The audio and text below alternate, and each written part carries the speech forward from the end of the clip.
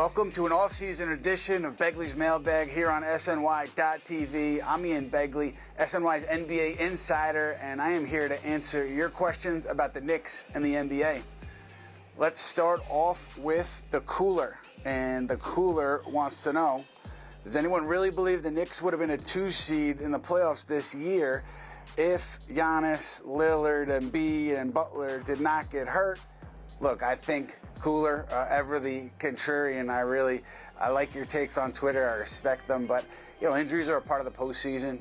Milwaukee, I don't think they were lighting the world on fire before Giannis got hurt. And then you could say something similar about the Knicks. Like, the Knicks dealt with injuries, obviously, up until the end. And I think if they had the team that beat Philadelphia healthy and intact going into that Indiana series, they would have won that Pacers series. Now, if you're saying would they have ended up in the 2 seed based on the regular season, I think yes. I mean, everybody had dealt with injuries over the course of the regular season. But if you're saying, did they benefit from the East being kind of depleted by injury? Yeah, sure. But, I think other teams did as well. But certainly the injury bug, I think, hit everybody. And I think if you're going to isolate those teams, you should include the Knicks if you are talking about injuries. But I appreciate you, Cooler. We've got one from TMS. Can the Knicks afford both Mitchell Robinson and Isaiah Hartenstein? TMS wants to know. The answer is yes. Mitchell Robinson already under contract for next year. Isaiah Hartenstein, the Knicks can exceed the salary cap to re-sign him.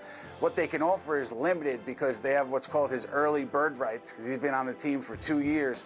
So they can offer him a contract that starts as high as $17 million and change. Now, other teams, obviously, with cap space can offer more than that to Hartenstein in free agency, but the Knicks offer can go no higher than that. If Hartenstein accepts that, then the Knicks would have near $40 million tied up into the center position, which is a significant amount of money for that position. But obviously, Hartenstein and Robinson have been a big part of New York's success over the past couple of years, so maybe the Knicks are comfortable with that allotment for that position. Got one from Blames. Blames, first time, long time, he says, have the Knicks' pursuit of a star changed at all with Brunson emerging as a top 10 player? No, I don't think so. I think they still would be opportunistic and aggressive if the right opportunity presented itself. That's kind of how they've been over the last couple of years. You go back 2 summers ago, Donovan Mitchell, they were aggressive there where they thought Mitchell would have been a really good fit. They've been less aggressive in other instances, less willing to put together a really significant trade package in other instances. I'm sure if Mikal Bridges were available via trade and the Nets were willing to send him to New York, I don't see that being a realistic scenario, but if it was, I'm sure the Knicks would put together a strong trade package for Mikal Bridges. So I think right scenario, yes, they would be aggressive. I don't think Brunson's ascension has changed that. Maybe it's changed the hierarchy of where that player would come in and fit. Maybe he comes in and fits underneath Brunson, but the idea that they are, not going to pursue a top player if that player becomes available and they see him as a fit, I don't think that's the case. I think they still would be aggressive, and I think they will be. Got one from Mac. Mac wants to know, have you heard any word on Hartenstein's preference on where he would land, want to land this offseason? There's speculation leading him being back to New York. Was wondering if you'd heard anything different. I have not. I mean, I think that he's stated directly that he wants to be back here.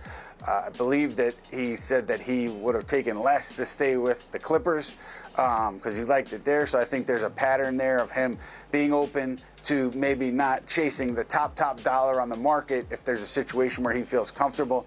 We know he's comfortable in New York. We know that the Knicks will make him a priority in free agency. I think that was part of the reason why they didn't go to a high number with Emmanuel Quickley on those extension talks last fall, because they wanted to make sure they had the financial wherewithal to be aggressive on Hartenstein and make the offer that they're able to make. So they want him back. He wants to be back. It would take a team, I think, coming over the top of the Knicks offer significantly, and some teams can do that. But, I think you're talking about 20 million, north of 20 million, and I don't know if anybody goes there. Maybe they do. But I think if everything is kind of near equal, or even if the offer from another team is slightly higher, I could see him coming back to New York because of his comfort level here, the way he fits with this team's culture.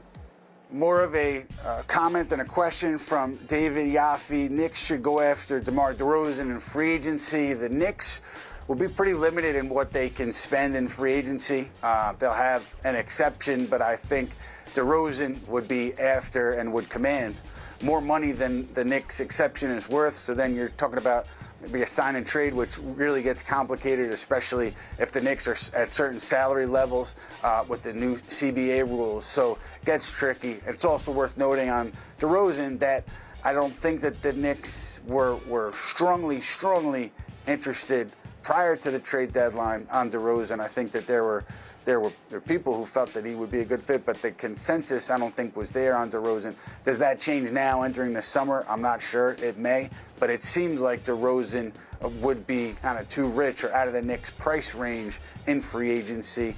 So I think that's where it sits at the moment. That'll do it for this edition of Begley's Mailbag here on SNY.TV, but keep an eye out for us coming up here because we will have another mailbag between now and the NBA draft.